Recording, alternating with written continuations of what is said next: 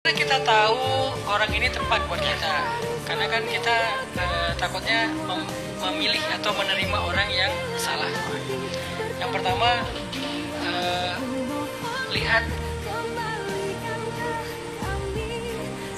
pendapat orang tentang dia.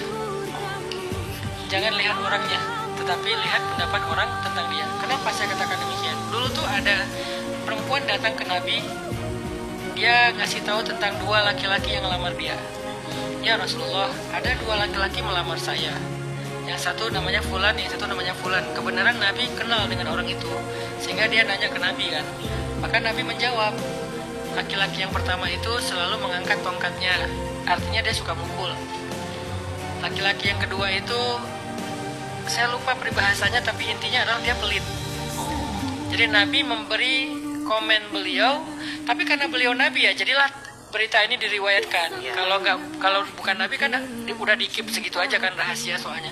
Tapi karena beliau Nabi ada pengecualian, ini harus disampaikan sebagai teladan, sebagai pelajaran.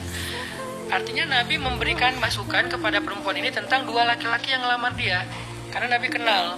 Akhirnya dua-duanya ditolak. Akhirnya dua-duanya ditolak gitu. Pelajarannya apa di sini? Kita tadi butuh second opinion ya, orang lain yang lebih kenal, yang tahu dia, dan kita harus belajar objektif untuk menerima itu. Tapi hati-hati juga menerima masukan dari orang. Siapa tahu dia juga naksir, siapa tahu dia juga pengen ya. Akhirnya dia ngejelek-jelekin, oh itu cowoknya gini.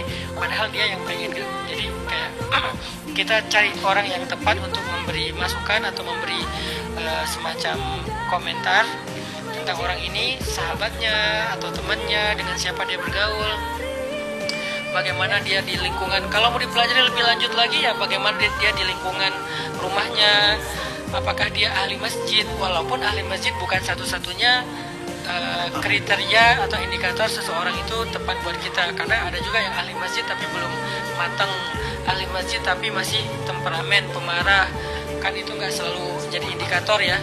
Makanya kita melihat, itulah kenapa butuh ta'aruf. Ta'aruf itu kan bukan sekedar ketemu, tapi dipelajari dulu. Makanya mencari jodoh khususnya buat perempuan emang agak lebih harus hati-hati dan nggak boleh terburu-buru daripada laki-laki. Kalau laki-laki dia resiko itu bisa dia tanggung. Secara fitrah laki-laki dia nggak terlalu akan terkorbankan. Kalau perempuan emang harus sangat hati-hati. Apalagi zaman sekarang, zaman fitnah ya. Kita melihat orang yang pakaiannya mungkin kayak malaikat banget, ternyata dia adalah setan banget. Kita nggak akan tahu dengan sekali bertemu. Kita akan tahu setelah dipelajari, udah kenal, asal usulnya jelas. Itulah kenapa zaman dulu tuh cara mencari jodoh lebih efektif daripada zaman sekarang. Mereka tahu asal usulnya, siapa anak orang tuanya, siapa keluarganya, apa kebiasaannya. Kenapa sih harus cari tahu orang tua?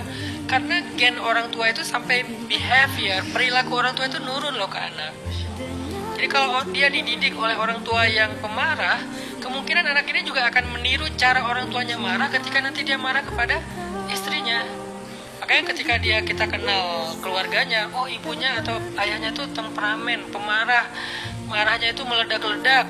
Anak ini sejak kecil dididik dengan cara kayak gitu, kemungkinan dia nggak akan jauh-jauh dari situ. Walaupun ada juga yang ajaib sih, orang tuanya tuh kayak negatif banget, toksik banget, tapi anaknya positif banget, bisa juga kayak gitu. Makanya memang harus dipelajari sih, nggak bisa langsung kayaknya dia ketemu di sosial media, dia rajin ngaji, dia sering posting ngaji bukan satu-satunya indikator, walaupun bisa dipertimbangkan.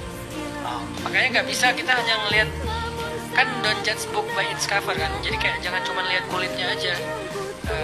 Saya banyak kasih nasihat buat mereka. Pertama adalah tentang jodoh itu adalah takdir, sehingga jangan terlalu larut dalam kekecewaan. Yang kedua, Allah menciptakan jodoh itu ya dari diri kita, artinya nggak akan ketukar.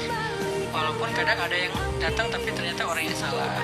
Kalau jadian sama orang yang kita kenal juga, ya berarti emang dia diciptakan dari dia, bukan dari kita.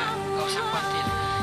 Yang ketiga, penantian yang paling baik itu buat akhwat adalah penantian dengan meningkatkan kapasitasnya, kepantasan dirinya, kesolehan dirinya, sehingga nanti Allah akan berikan at-tayyibin lit-tayyibat. Laki-laki yang baik itu akan Allah datangkan untuk perempuan yang baik.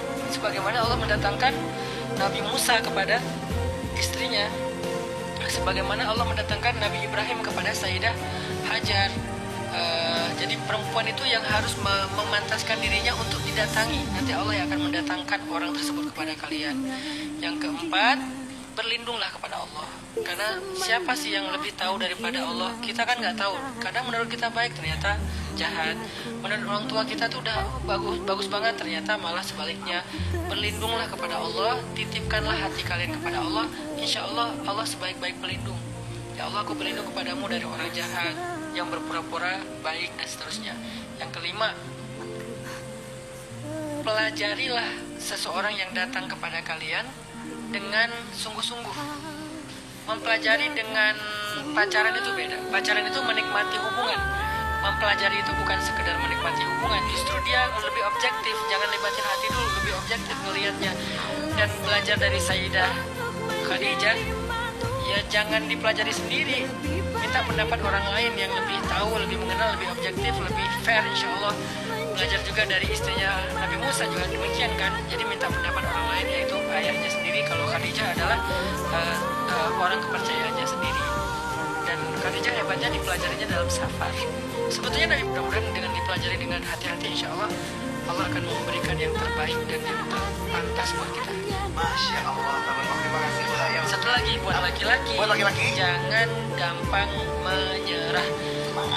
Kalau kalian mendapatkan seseorang yang pas buat kalian, walaupun Allah lebih tahu, fight for it.